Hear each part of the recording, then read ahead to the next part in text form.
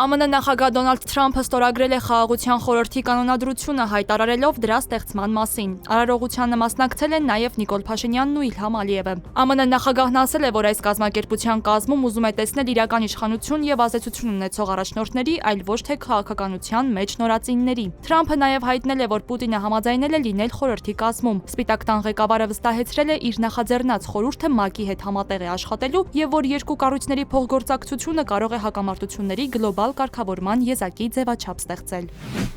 Հայաստանը դեռևս $1 միլիարդ չի վճարի Թրամփի ստեղծած Խաղաղության խորհրդին անդամակցության համար։ Factor TV-ի հարցմանն ի պատասխան արտաքին գործերի նախարարի խոսնակ Անի Բադալյանը ներկայացրել է, որ Խաղաղության խորհրդի կանոնադրությունը նախատեսում է խորհրդին անդամակցություն ֆինանսական հատկացումների կամավոր սկզբունքով։ $1 միլիարդ վերաբերելի է կազմակերպությանը 1 տարվա ընթացքում մշտական անդամակցության ցանկություն հայտնած երկրին։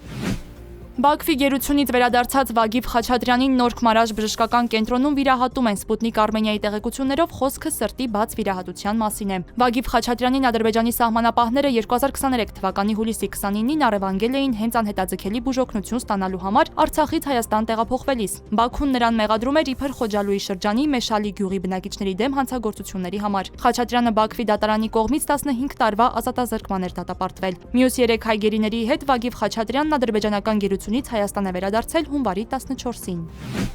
Իմնեմնիմի հաղորդաշարի համահեղինակ Նարեկ Սամսոնյանը բժշկի խորհրդով դադարեցրել է հացադուլը, տեղեկացրել է նրա փաստաբան Ռուբեն Մելիքյանը։ Սամսոնյանը հացադուլի մեջ էր 14 օր։ Այսօր ավելի վաղ նրան Իզմիրլյան բուժկենտրոն էին տեղափոխել։ Իմնեմնիմի հաղորդավարներ Նարեկ Սամսոնյանն ու Վազգեն Սաղաթելյանն ավելի քան 2 ամիս է կալանքի տակ են։ Հունվարի 9-ին դատարանը 3 ամսով երկարացրել է նրանց կալանքը։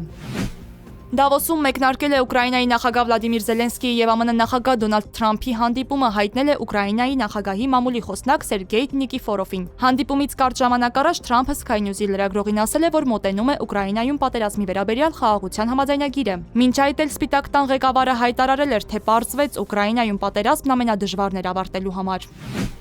Իսպանիայի հարավում մարդատար գնացքը հարվածել է վերամբարձ կռունկին, վթարի հանգամանքները դեռ հստակեցվում են։ Իսպանական աղբյուրների հաղորդմամբ վթարը տեղի է ունեցել Մուրսիա նահանգում, պատահարի հետևանքով մի քանի մարդ վիրավորվել է։ Սա Իսպանիայի տարածքում վերջին 5 օրերին 3-րդ խոշոր երկաթուղային վթարն է։